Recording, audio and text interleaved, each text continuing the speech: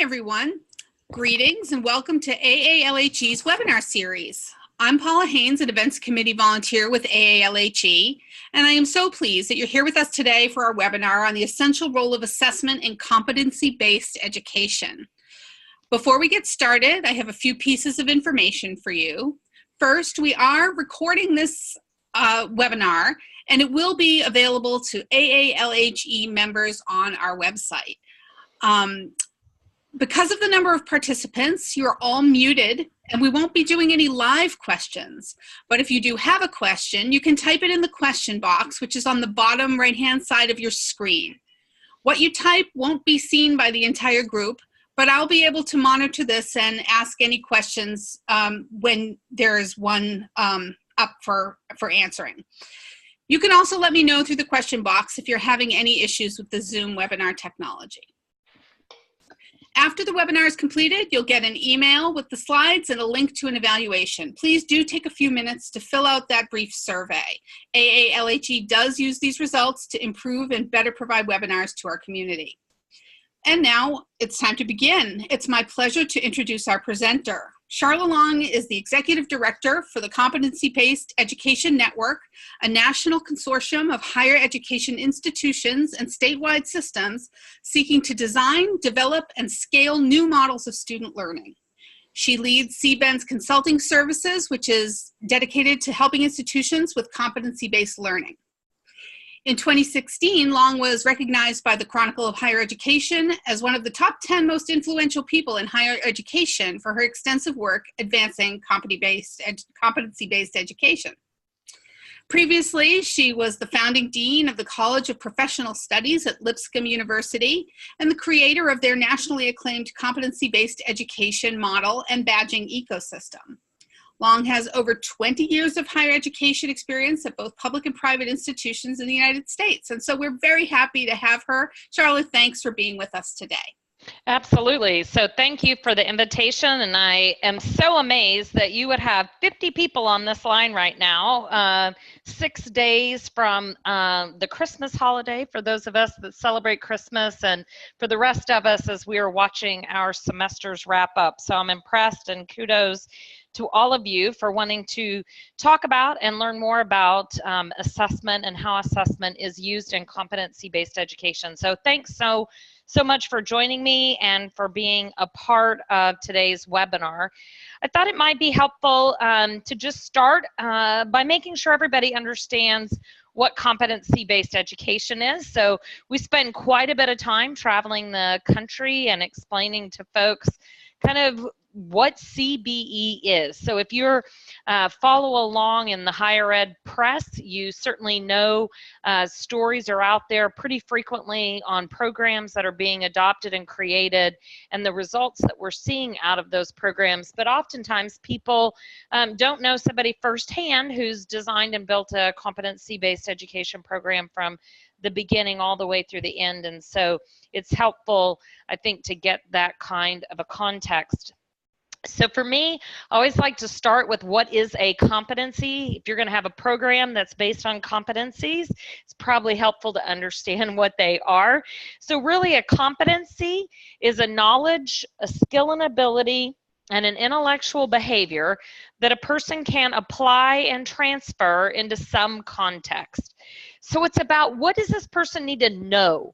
What are the theories, the big ideas that they really must be able to understand? What is it that they need to do with those big ideas and what they know? How do they use that knowledge in some way in a work context typically? And then the third part of this, which a lot of schools hope to skip over, but I don't believe you can, are the intellectual behaviors. What's the disposition that an individual needs to display? So I typically talk about, we know people who are book smart. That's the knowledge piece. We know people who are street smart. They have great skills and abilities. Sometimes they have the book smart. Sometimes they've just got a really good sense about how to do things. If you have the knowledge and the skills and abilities, but you are a miserable human being to be around, if you are a person that drains other individuals when you enter the room and you just deplete all of the energy that was in that space. If you're a person that is has positive impact and other people, you know, really want to be near, those are the kinds of intellectual behaviors that I'm talking about, habits of mind, if you want to think about it like that. So a good CBE program says we have to teach knowledge, we have to teach skills and abilities, and we also have to develop in people those intellectual behaviors, those dispositions that they need to be successful. And we do all of that in the context of saying, how's a person going to actually apply this work? So how does all of that need to work out? We focus primarily on what do they need to know and be able to do in order to be successful, and that really drives the creation of a competency-based education program. There's not a common definition that's shared across all programs. In fact, you may have heard about the negotiated rulemaking process that'll take place through the Department of Education in January through March of this upcoming year. So one of the things they're looking at is, should there be a definition of CBE? But there isn't one kind of official definition of what competency-based education is. So what I like to try to do is think of it in the lens of commonalities of definitions. So for CBE, it is about what a person knows and can do. So it is experiential. It is application oriented. Not enough to have the knowledge alone. You've got to actually be able to do something with it. And that demonstration has to rise to the appropriate level. So if that's aligned to a Bloom's taxonomy, if that's aligned to a career ladder, what is the level of mastery or proficiency for this particular competency do they need to have? So if you thought about communication skills as an example, we might think of somebody who is in their first kind of career role as needing to be able to stand up and give a presentation without breaking out in hives, right?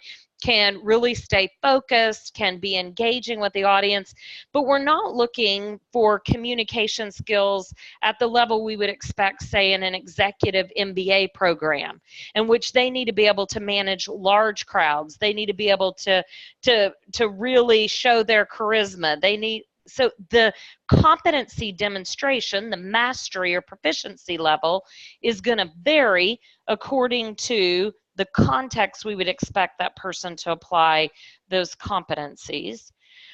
Third is that in a CBE program, we try to make time variable and learning fixed. It's just the opposite of what we do in traditional education today. Most of us offer 15 or 16-week semesters. When that time is up, you take an assessment, and wherever you land is where you land, and you're off to your next course. We make time the fixed, and whatever you've learned becomes the variable. In a CBE program, we want to say, you need to know and be able to do this, and I really don't care how long it takes you. If you can move quickly, great. If you need more time, take it, but we can't vary on what it is that you need to know. Learning becomes fixed. Fourth, and we'll talk about it, is this whole concept around rigorous, authentic assessments, and I'm going to unpack that substantially in this call today. Fifth item is around focused on the student journey. So we leave nothing up to chance in a CBE program. So you think about if this is our desired end result, where we expect a learner to be, what's what they need to know and be able to do, and these are the dispositions they should display, then we have to think about, how do I build a student journey that moves them from where they are today to that end result that we expect? So we think through every activity, every role play, every simulation, every kind of moment to shape their learning, and make sure that that student journey is going to move them to that mastery or proficiency level for each of their competencies. Most CBE programs are agnostic as to the source of the learning. So you might have picked up that competency in the work environment. You might have picked it up in the military environment. If you can demonstrate it at the level of mastery or proficiency, it doesn't really matter so much to me where you develop that, provided that you can demonstrate it at the level we would expect. And for most schools, their CBE programs are flexible and personalized. So where is this particular learner? What does this particular individual need to develop? It's probably going to be different than the student or the learner next to them. And so as a result, we have varied learning journeys based on each student's particular abilities. I put in here, just so you have it, that CRAC, which is the Association of Regional Accreditors, they came out with their joint definition of competency-based education. And for them, it's about the whole program, all courses, all elements of the gen ed and of the major. Everything in that program needs to be expressed in competencies, and the mastery of each of those individual competencies must be required in order for them to earn their credential. So again, we look at CBE as this big holistic picture that says from the beginning to the end, what is everything that that person needs to know and be able to do. I want to contrast that, if I can, because you often hear people talk about competency-based learning, and that I think is a tad different than competency-based education. So competency-based education is what we were talking about. They're formal learning opportunities that a post-secondary institution puts together that moves a person. They've been designed using backward design principles. It moves the person from where they are to what it is they should know and be able to demonstrate through performance on authentic assessments. Okay, that's a full CBE. Competency-based learning takes into account, it could be informal learning or non-formal. It might be something you taught yourself. It might be something you learned through civic engagement. It might be something you learned at a seminar your employer sent you through. But it's about the development of individual competencies, often that are workplace aligned. So we think about prior learning assessment, right? Many of you probably have a PLA policy at your institution that says we will, you know, if you can demonstrate that the learning you had in the military was, you know, equivalent to this, you would get some college credit for that. That's really competency-based learning. It's prior learning assessment under that broader competency-based learning lens, but it's not a full CBE program in the way that we would look at it from start really to finish. So, and for some reason it's not wanted to, whoops, so sorry. So what counts as competency-based learning? It could be that a school offers a competency-based course, but not a full program. So we have quite a few members in our network that have started out by offering a course or two at a time that are CBL and that are competency-based, with the hopes that soon they'll have all of their courses designed and developed and there'll be a full competency-based education program. Others will do the entire program from the beginning. So examples of competency-based learning are these things that you see pictured here: in apprenticeships or returnships, people that have been out of the work environment but want to return to work, kind of a new concept out on returnships, industry certifications, etc. Those could be competency-based, but they don't give rise to this fuller context around competency-based education. For those of you that are aware, in some CBE programs, they don't use a credit hour or a course structure at all. Instead, they provide a list of what are the knowledge, skills, abilities, and intellectual behaviors a person needs to be able to demonstrate, and an individual progresses through the direct assessment of each of those particular competencies. So that's called a direct assessment program when they don't use a course or credit hour structure at all.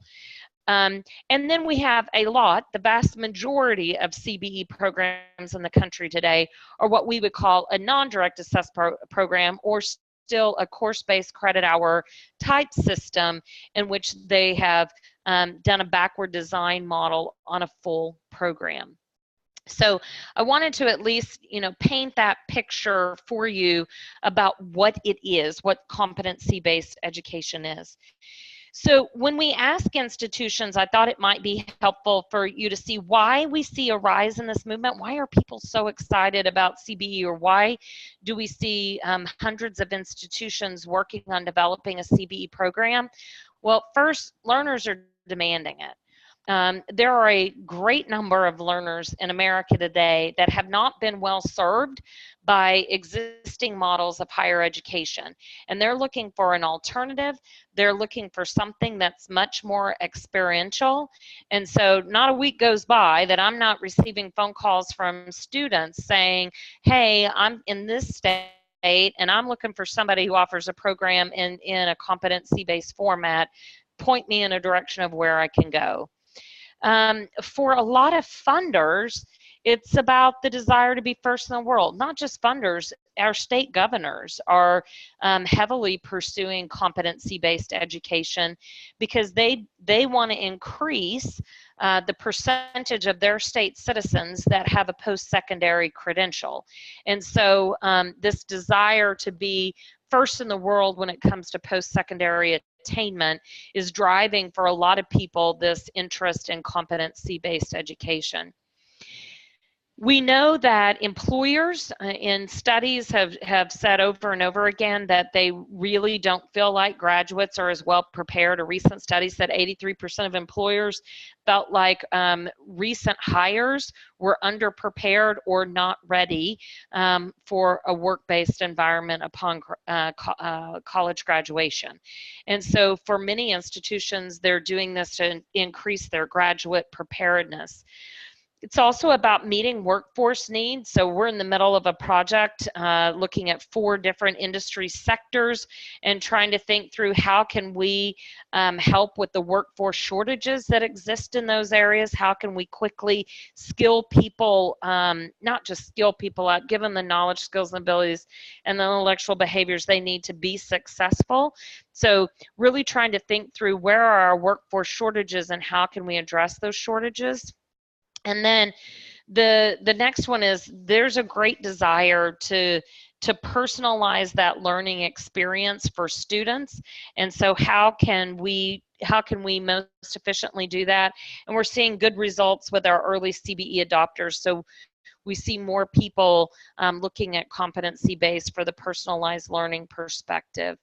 And then the final thing I would say before kind of moving on to the assessment piece is that we believe CBE can really help break the iron triangle. And you may have heard of the iron triangle in the past. It really says you can have access to education, you can have quality education, and you can have a low-cost education. You can choose 2 of those, but it's really hard to get all 3 of those. And most of the CBE programs that are being designed to get all 3. Greater access to education for all learners, those that are already well served, but certainly those that have not been well served by traditional models. We want to make sure that it's at a price point that makes sense, that allows people to get an education, and finally that it's not a dummy-down education, but it's really a high-quality work product or a high-quality academic offering as well. So these are some of the reasons why I hear schools are pursuing CBE. So when we think about assessment and the real pivotal role that assessment plays in competency-based education, I like to think of it like this. When I say, which is what we do when we graduate somebody from a CBE program, you are competent. Right? You have the knowledge, the skills, and the abilities, and the intellectual behaviors that somebody with a bachelor's of arts in some foreign language, or somebody with a bachelor of business administration degree should have, or somebody with a Bachelor of Science in Liberal Studies, or a MFA, right? Whatever that degree is, we're saying you have the knowledge, the skills, and abilities, and the intellectual behaviors. What does that mean to say that somebody is competent? You got to have something to base that on, right? And how do you know it? What does it look like? And so these are the real pivotal questions that assessment plays in a CBE program. They're providing those kinds of answers to those questions. So for our organization back in really 2016, late 2015, early 2016, we began as about 30 institutions trying to define what quality looked like. So if I say I have a CBE program, how do I know that what I built, which is different than traditional programs, how do I know what I built is of quality? What does it look like? And so these 30 institutions and about 100 subject matter experts from around the country engaged in a year-long process to establish a quality framework. And then we took our quality framework and we put it out to the broad public, and we asked people to comment on it. And then we took another period of time to go back in and revise our quality framework with the hopes that we were really going to drive down to what is quality. If I'm going to create a CBE program, what would it look like? What do I need to have for quality? Our quality framework was released in kind of its first iteration, our first final form. I put final in quotes, but our first final form in September of 2017. So just over, a year ago, about 15 months ago.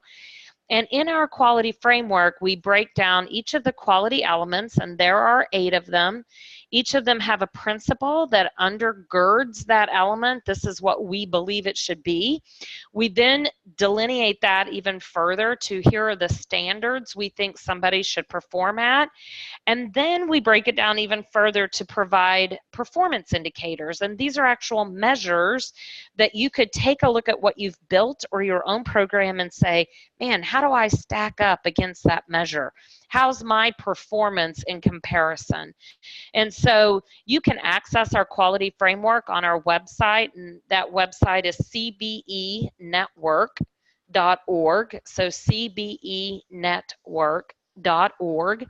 And there's a button on the home page to click that quality framework, and you'll actually see the elements, the principles, the standards. So as you can imagine, one of those is assessment. And I'm just going to run through the 8 first, and then we'll come back and unpack assessment. So the first is you got to have commitment at your institution to do CBE, and you got to have capacity to do it, right? So it can't be something where a provost sits and goes, hey, you know what, I think it might be a great idea if we have a CBE program by in the fall, and you're like 4 weeks away, right? It doesn't work like that. Or for the faculty to attempt to do it without university buy-in, because it's going to take resources to make this program work. So we really, first thing we look at is for a quality program is that you've demonstrated that you have institutional commitment to and capacity for CBE innovation.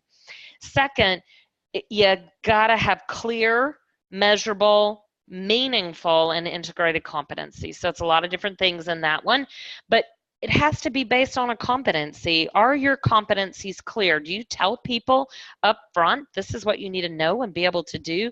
Are those competencies written in such a way that you can actually measure them?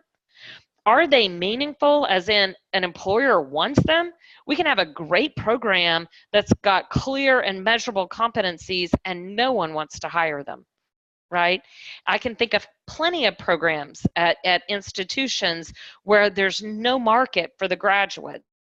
They're clear, they're measurable, but they can't find employment when they finish. So are they meaningful to somebody external to the institution? And are they integrated? And by integrated, what we really mean is that it can't just be your functional expertise. So if it's an accounting degree, it can't all be about accounting. You've got to include your liberal arts courses in there as well, right? So it's not just functional, competencies or expertise, but it's also what I'd call cross-cutting. Those competencies that cut across all disciplines, right? That we'd expect communication skills, both written and oral communication skills. As an example, that's a cross-cutting that anybody in any profession really needs to have, right? So that's how we look at competencies. Third is that the program needs to be coherent in its design. So does the program make sense from start to finish? Have you thought globally about the entire program, everything this person should know and be able to do, and the dispositions they should display? And have I put together a learning journey that is coherent for a learner? Does it help move them from where they are to where they need to be? And again, we typically advocate for a backward design approach where you start with the end in mind, and then you think, after you figured out where they need to be, how am I going to assess it is step 2, and then I go to, and how am I going to teach it, right? Not, I'm going to figure out what textbook I'm using, and then somewhere I'll think about how I'm going to grade them for that, and in the end I hope I get them to proficient. We do that in a backwards design approach in a competency-based model. The fourth one, and they're really not in any order other than the way in which you kind of approach them as you're building a program, but that you have this credential-level assessment strategy. And by that, we mean we're looking globally across that program with an assessment strategy, and we'll break this down in a minute, and then it has a robust implementation, and again, we'll talk that one through. The next one is that we have to intentionally design and engage that learner in their learning journey or in their learner experience. So we're thinking about what are the wraparound student support services that individual needs. We're thinking about, what do I put in a faculty member's toolbox? So if somebody isn't demonstrating their competence in what we thought would be enough activities, what can I go to next? What would I have them read? What would I have them try to do? So we're really building out this learner experience to make sure that we're both engaging with the learner proactively, but we're also making sure that learner is taking responsibility for their own learning, that we're equipping our faculty to really move people to a demonstration of competence. The next one has to do with collaborative engagement with external partners. Here we often think of that as employers, but it could be other external partners. So some programs have had, government agencies, workforce development boards, or it could be an economic development council come and say, we're trying to get Nissan to move their headquarters here. What can you do for programming that would be academic program relevant to this area? So it's about thinking with people beyond the academic community about how to engage in a CBE program. The next one has to do with transparency of student learning. And so some of you have probably heard about the comprehensive learner record, or about the new kind of digital transcript that would allow learners to demonstrate and show their competencies on their transcript. So it wouldn't say I took Art 101, but instead it would say something like, is able to express, this is not a great example, I'm coming up with it top of my head, but is able to express creativity through multiple forms of art, right? Or you would break down what are the competencies that's covered in Intro to Art, and you would list it by the competencies that individual developed. And we make that learning really transparent to external people. So for folks that want to request a transcript, they're not just seeing a course and a title number and a grade, but they're actually learning what went into that course. There's a lot of work nationally underway in this area. But we also make transparent to students what we expect. This is what we expect you to know and be able to do. And so we want to be transparent there. And then the last of the 8 elements of quality really focuses on being committed to continuous improvement and making sure that you're using evidence to drive that that continuous improvement process. So you don't have the completion rate you would expect on an assessment tool. I want to get the evidence for why that is, and where is it that the learner begins to struggle.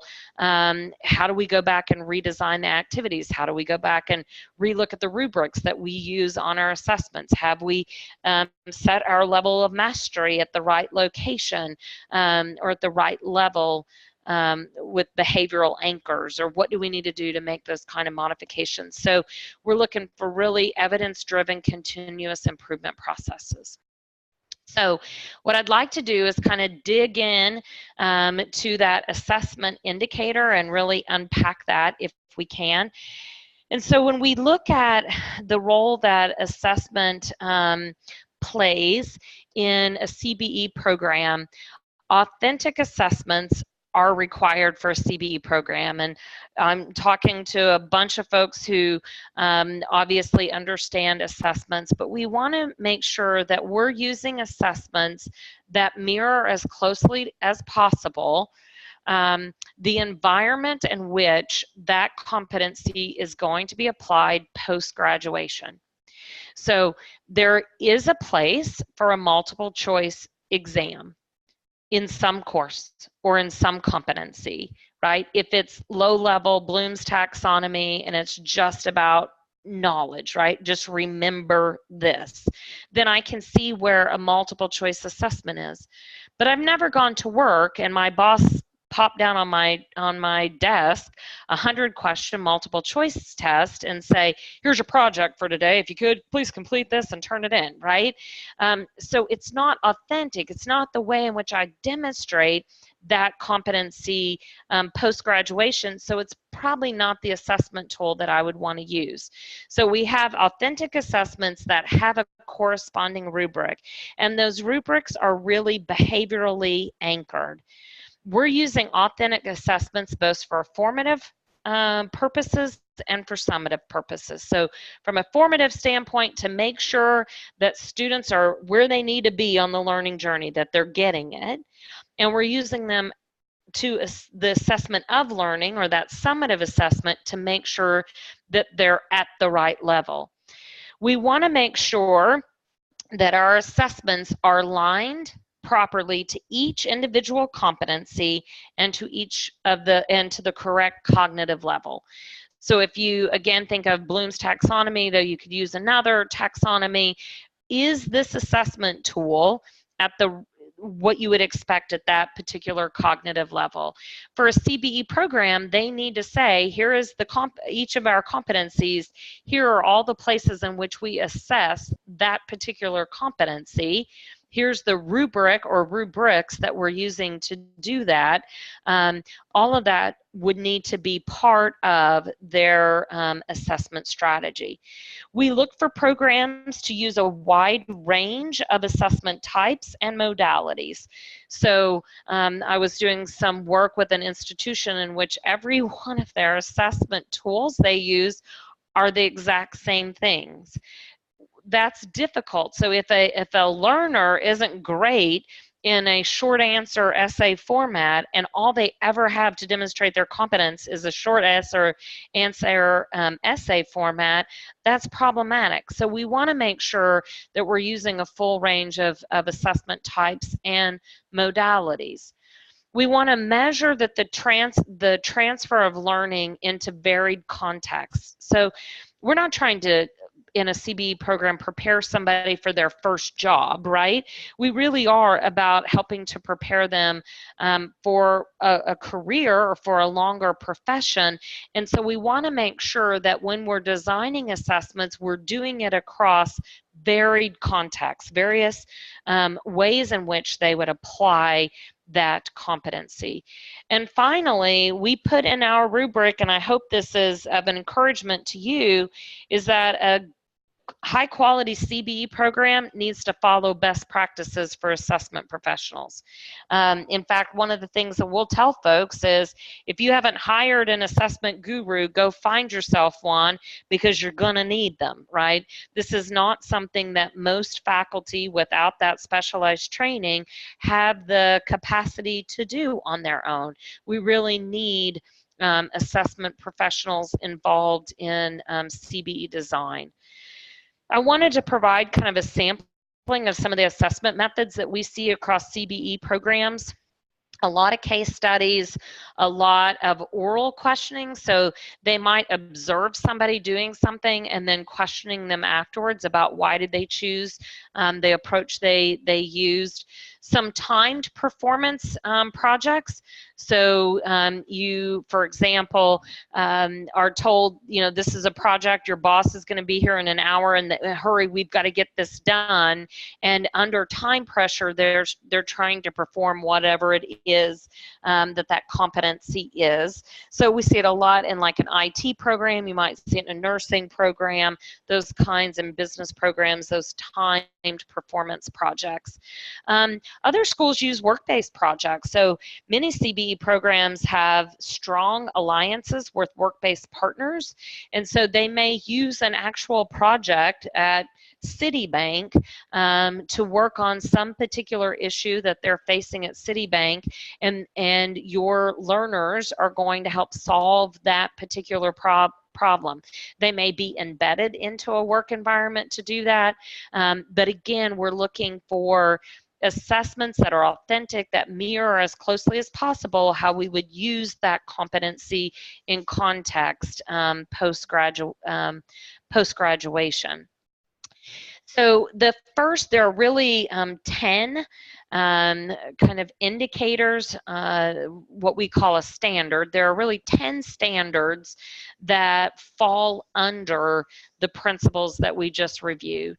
The first standard really talks about assessments need to be built within and aligned to an overarching assessment strategy for the competency that we're measuring and the credential that we've earned. And I feel like I've talked about that. We wouldn't allow, in a typical CBE program, an individual faculty member to just go create their own assessments. Instead, those assessment tools are being designed collectively, typically at the beginning, before we begin to really build out that learning journey. Certainly the summative tools are being built on the front end. And then we would collectively say all of us are going to use that tool if we teach a course that is checking or assessing for a particular competency.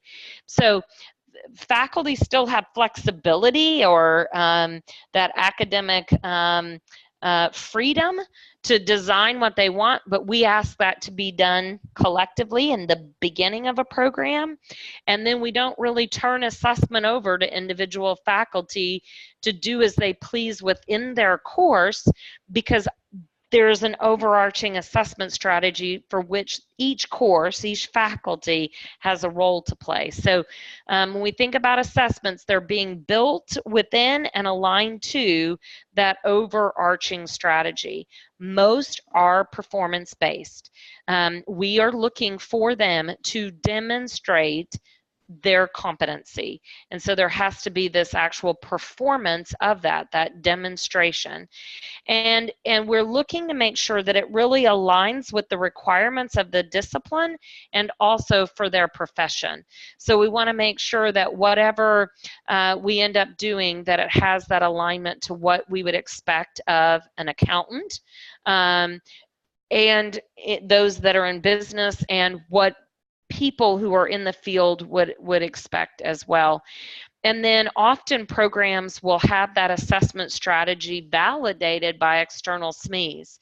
So you take your summative assessments and say, you know, if somebody could do these things and demonstrate these competencies, is that what one needs if they have a master's in accounting, or they have an undergraduate degree in engineering, or they have XYZ?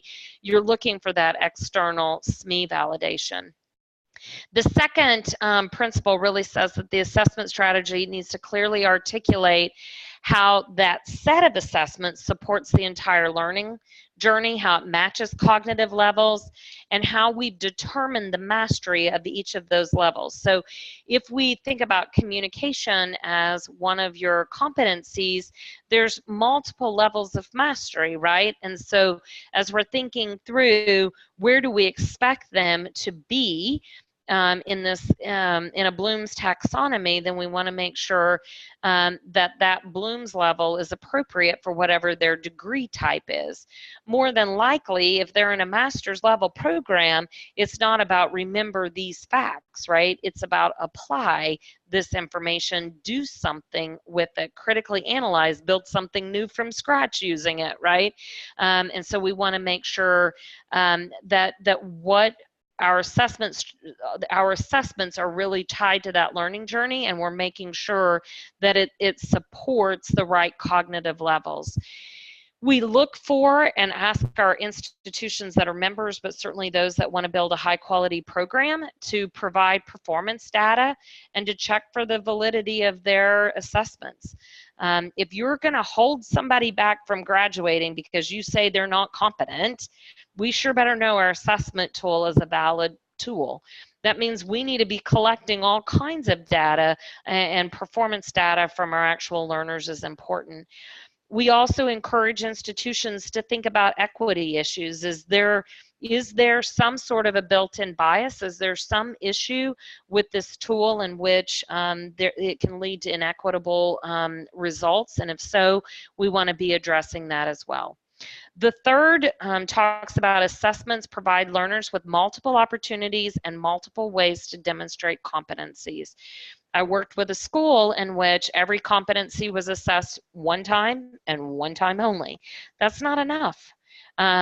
We really are expecting not a one and done kind of approach, but those competencies are integrated throughout a program, and a student continues to work and refine competencies as they move through. So are there multiple opportunities to assess on a competency, and are there multiple ways for me to demonstrate competence? Do I have both a case study and a role play? Do I have a work-based learning project and an essay? Do I have enough variety or diversity in my strategy? And we look at that both from the formative and the summative levels. So are the formative assessments varied enough, and do we have enough of them? Are we assessing early enough to get people right back on the right track?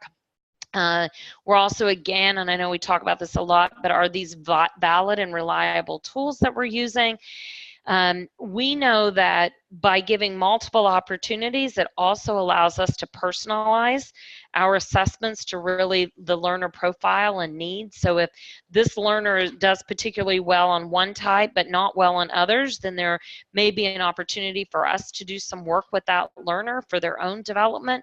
So again, how can we really think about personalizing education? Fairness comes out again in the fourth principle of, or the fourth standard around assessments. Here, that it's equitably measuring learning outcomes across diverse learner groups and guarding against bias in the structure or in the accessibility of the tool.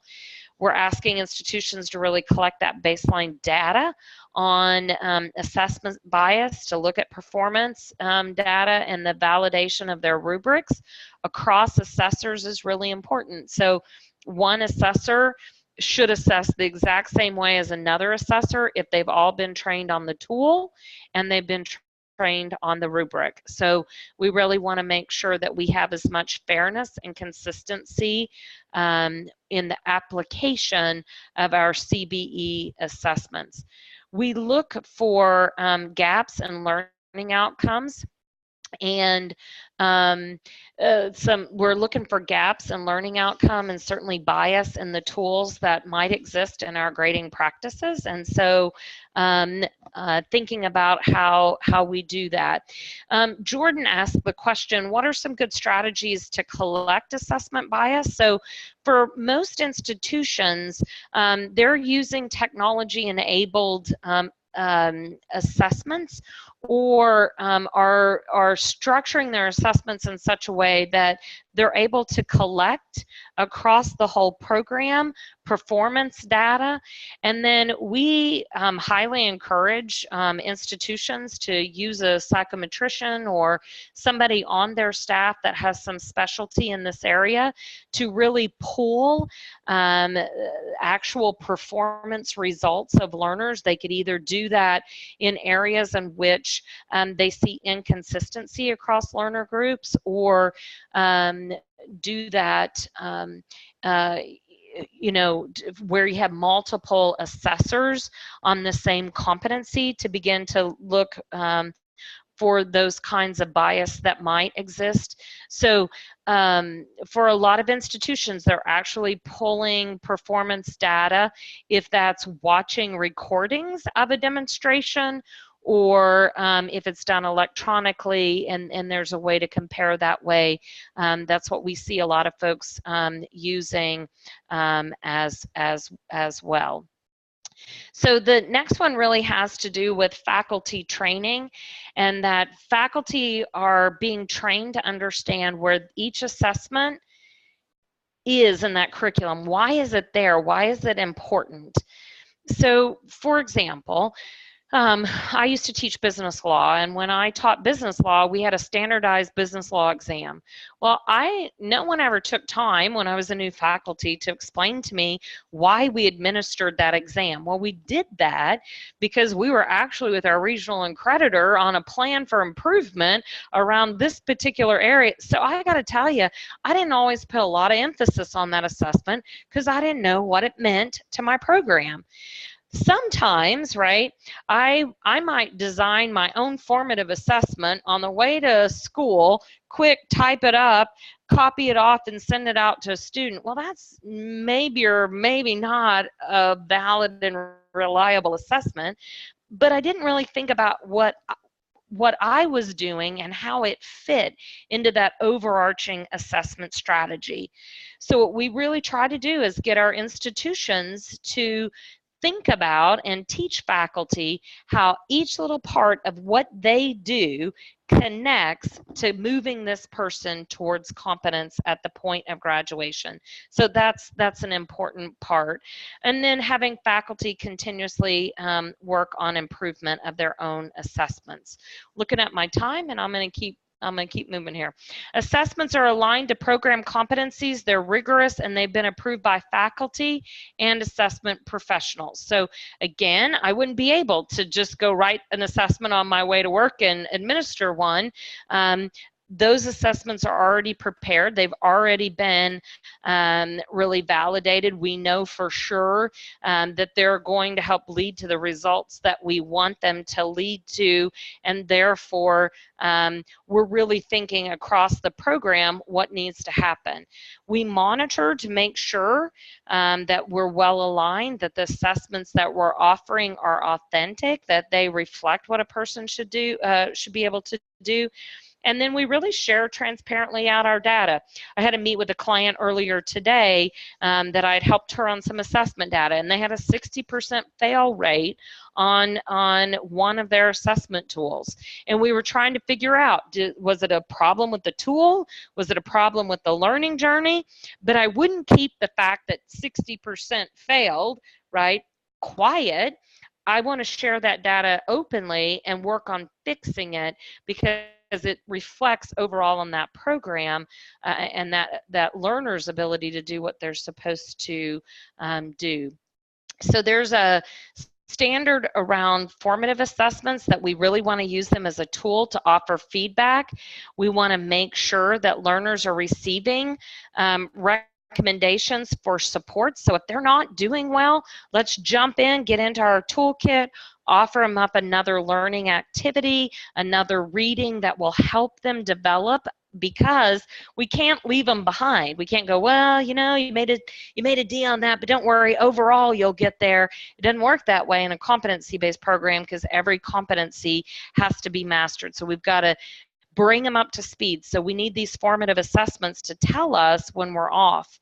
And then we want to make sure that the data gathered on learner engagement helps to make sure that what we're doing is working, right? And so making sure that all of the curriculum and the learning journey is doing what it's supposed to do. And if it's not, we want to go in and really get that fixed.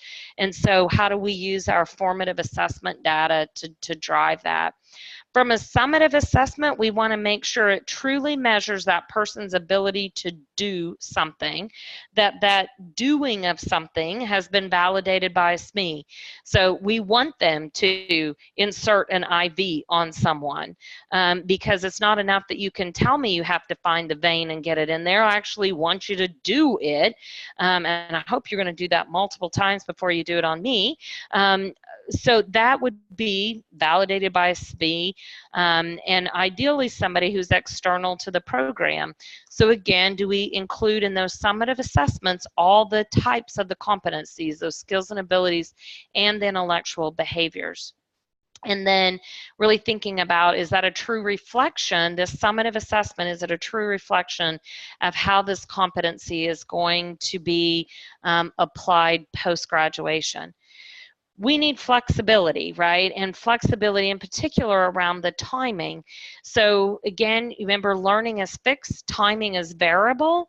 And so it can't be everybody has to take this assessment at week 15.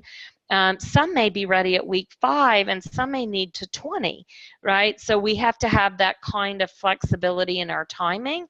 We want to make sure the learner knows where they're going and what they're going to have to do when they get there, but we don't want to have to be rigid as to tell them how long it's going to take. That allows us to truly personalize that learning experience to the needs of each of those learners. It's really cool to collect the data and figure out how long does it take somebody to move from where they were to where they're able to demonstrate competence. And so this is another great spot for collecting data in programs as well. And the last one I would say is that, and I mentioned earlier, is that we really are looking for technology-enabled feedback. We need feedback to be timely. That says timeline feedback, but it should be timeliness feedback to enable learners to progress efficiently, and making sure that technology is used where it can be, because we really want it to be timely. And when faculty aren't giving timely feedback, we need to hold them to that standard. They need to be held to the standards that we've set on timeliness. And then thinking about how technology can tell a faculty member, hey, somebody's just submitted their recording or their project, so they know I need to hurry and get back. But once they've replied with feedback, that we also are notifying a student, your feedback's there. We want to make sure the student read the feedback, that they've incorporated the feedback, they've re-uploaded if that's what they need to do. So here again, using technology. So with that, oh, I went over by 2 minutes, but I'll pause, and if you had questions, you can put them in the little Q&A box, and I'm happy to take questions for a few minutes if that will help. But hopefully, as y'all are typing those in, that will have given you an idea of kind of how we use assessment in a high-quality CBE program. Great. Charlotte, this is Paula again. One of our attendees asked if all CBE courses are self-paced, or whether within that range of flexibility that you mentioned, some Yep. are and some are not. Yeah, so I'd say the vast majority are not in accordance with direct assessment standards, right? So they're finding some way around the pacing problem. So it could be that they're offering semesters in like a non-standard academic term. So they may be offering 6-month terms so that people are able to take multiple competencies and spread that out over time. They may also be thinking about how they structure it so it builds in flexibility. There are some schools that will just give an IP, an in-progress grade, if a learner still hasn't demonstrated their readiness to take their final summative assessment. So each institution is that has not gone and gotten approval to be a full direct assessment program, which means they're fully untethered from the clock, right? If they've not done that, many programs, and I'd say the vast majority, are finding interim solutions. So part of the negotiated rulemaking process is to look at that whole question about how we can move towards being untethered from time. But most are improvising with some sort of a solution that makes sense for their institution. That's great. Thank you. Another question, have there been any moves by professional accreditors such as ABET or AACSB to accommodate CBE programs and their standards? Yeah, so it's great. We actually find a lot of movement in specialized accreditors. The nursing accrediting folks are on our board, actually. There's a CPA accrediting group on our board. So or actually they're in our membership. What's amazing to me is we're probably seeing more movement in specialized accreditors than where we might be in regional accreditors. But a lot of specialized accreditors already are used to thinking in terms of competencies. And so I would say, from what I am seeing, we're seeing great movement from a regional accreditor from a specialized accreditor standpoint. So I was in a meeting not long ago, and the dean of the engineering school at the institution where I was at texted me and said, "You would love this. The keynote is all about why ABET needs to move towards competency-based education," and they were really pushing that. Theology schools are moving their theology education to competency-based. So a lot of specialized accreditors are moving in this direction. That's very interesting. One additional question, are there tools like the degree qualifications profile, the DQP, that you can recommend for people to try to start thinking about how to set expectations for levels of attainment for a particular degree level? Yeah, so that's a good question. There are multiple tools that people use. So a lot of our members do talk about using either LEAP or DQP. Some of our community college partners will use the Department of Labor's building block models. And so if you are familiar with the building blocks out of the Department of Labor, a lot of community colleges will use those. Others have used commercial models. So competencies are not new to employers. They've been around really since the 70s to employers. And there are a lot of commercial models that employers use to anchor competencies according to kind of their employment pipeline. So there are a number of tools that different institutions have used. And there are some that have created their own framework and externally validated that. So it kind of is across the board. When I often present on that, I would say DQP, LEAP, Department of Labor building block, commercial models, and then you could design your own, but you're going to have a lot of external validation to make sure you've got it right. That's fantastic. I don't see any more questions pending, so I want to make sure that all of our attendees note the contact information that's on their screen right now. I know that we are all kind of swimming already with the amount of information we've had, and we want to make sure that you can reach out if you need to for some clarification. Charlotte, thank you so much for this. It's provided us with a really wonderful framework for navigating this emerging landscape, at least emerging for a lot of us, of competency-based education. And we're very appreciative of your time. Absolutely. And let me say, we do a conference like y'all every year called CBE Exchange. It'll be in October of 2019 in Palm Springs, and you can learn more about that on our website as well. But it's a great opportunity to come and learn more about how CBE works at institutions around the country. Right. Sorry. And we'd love to make sure we get commercial. No, plug away. We want to make sure that that gets cross-posted on the Assess listserv so that our broader membership and the other folks that join us there can know about it. That would be great. Wonderful. I want to remind attendees that I'll be sending out an email and I will include in that the webinar evaluation. It would be really great if you could fill it out. We're wishing everybody a safe and restful holiday, and we're hoping that you'll join us back here in January on the 24th for a webinar on tracking graduate student assessment across placeholder sections. A totally different thing, but yet another concern for our community. Again, Charlotte, thank you so much for your time. Thank everybody for attending, and Happy have holidays. a restful break for those of you where that's happening. Take care. Bye-bye.